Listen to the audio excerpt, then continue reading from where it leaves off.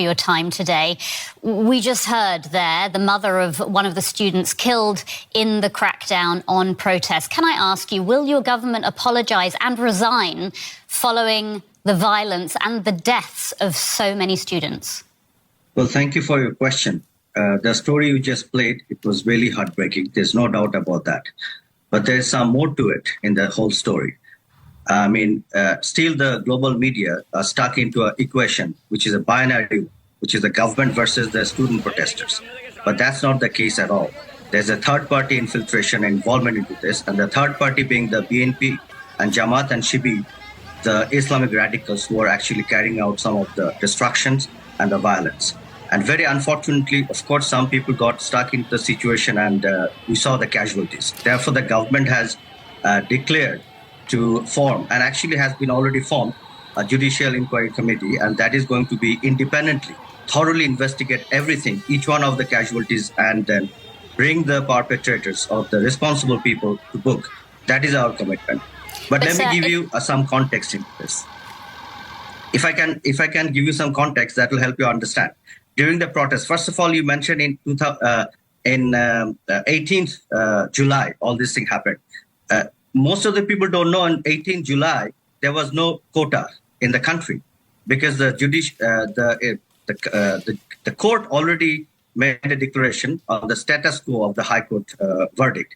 Therefore, there's no quota, so there's no point of making any protest. So I'm going to have to interrupt you. I do understand this is an incredibly complicated situation, and as you say, many factors involved, but I do need to bring you back to the question and the fact that at least 200 students have died on the watch of your government. So can I ask again, will your government apologise? And will it not resign? I mean, what moral standing does the government of Sheikh Hasina have when it's presided over the deaths of so many people, mostly students? First of all, 200 students did not die. The total death toll the government found out is 150. And out of 150, there are many people who are burned down by the anarchists and the attackers. And we could not even identify their identity. So they were burned down when they set fire. Some of the anarchists and the attackers set fire. The policemen were there, and there are many members of the ruling party are also there. So we are not going to discriminate who died. Our commitment is to protect peace and protect the lives of the people. And when you see an infiltration of some militant group into the process, and the government's job is to try to protect the lives and restore peace. So in an effort to try to do this, government is doing it. See, in the process of this protest, we saw that the jailbreak that leading to escape the 820 prisoners, including 9 high-level jihadists. They looted the firearms, ammunitions. 160 prison staff were hostage. They damaged 235 police facilities. They completely destroyed 69 police posts and killing of many police officers and then hanged them upside down. Those are the kind of things we saw. 1,117 policemen injured, and 132 of them are in a very critical condition. So they repeatedly attempted to attack the police stations. So my thing is they attacked the metro stations, they attacked the BTV, all the key point installations. We see a clear handwriting of the BNP and Jamaat and the Islamic radicals into this. The government job would be to protect the people. If I could just come back to your point, sir, just to make sure that we clarify this. You talked about third parties, anarchists and attackers. I'd just like to take a look at some footage that we have of a student protester, Abu Saeed, being shot by police. Now, this is verified footage, I should say, by Amnesty International.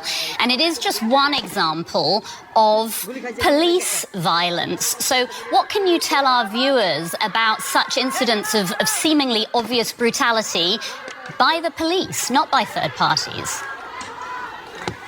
Okay, so our stand is very clear. First of all, our objective was to send out the law enforcement agency to diffuse tension and to protect the human lives and to protect and to restore peace. But in the process, we do not deny that some of the police members did not do anything unlawful. That's the reason why we have already formed the judicial committee to investigate thoroughly. And we have made the commitment to bring everyone responsible for any casualty to bring to book.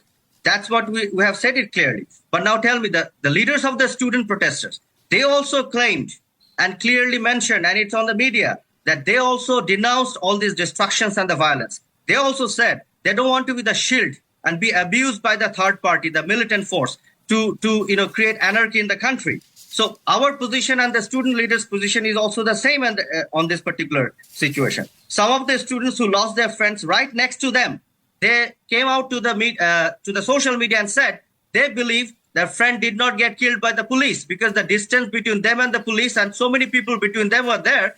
They believe they got killed by some of the anarchists who killed them because they wanted to create some kind of tension in the society so that they can eventually topple the government. So in the equation, I would appeal to everyone to understand, get the clear picture of it, the real picture of it, the third party intrusion and their infiltration. And because of that, the way they, flare up the tension. And because of that, many unfortunate incidents had happened. And we do not deny that. Sir, if I can ask you an important question in this, because of course, I understand, I can hear your argument, but of course, what's happening in Bangladesh right now is being watched by the world. You spoke about an investigation. I know your government has announced an independent judicial committee to look into what happened. The UN, the United Nations, though, is demanding an impartial international inquiry into the violence. Now, is that not a better idea for the sake of credibility, both within Bangladesh and to other countries observing what's happening and who are already voicing criticism of the situation they see unfolding? First of all, Bangladesh is an independent and sovereign country. We have our institutions, and they are quite capable of doing it, dealing with it very well. We have already formed an independent judicial committee. But of course, they're going to do it. But of course, in the process, if needed, we're willing to get the help from some of the international experts, maybe the forensic experts and all that, who can get involved and help us into the process. So we're going to make it very transparent, and we are committed to do it. But at the same time, we don't want to, make it look like that Bangladesh is a war-ravaged country. It cannot, the institutions are not working, so it cannot deal with this kind of investigation by itself. So that is not going to happen, that we allow a third country to come and do it for us. We'll do it ourselves. But we, of course, we would not mind having the international observers to come into this and getting the help of the experts or the forensic experts from the international community to help us into this. Because we are absolutely committed to hold a very transparent, investigation.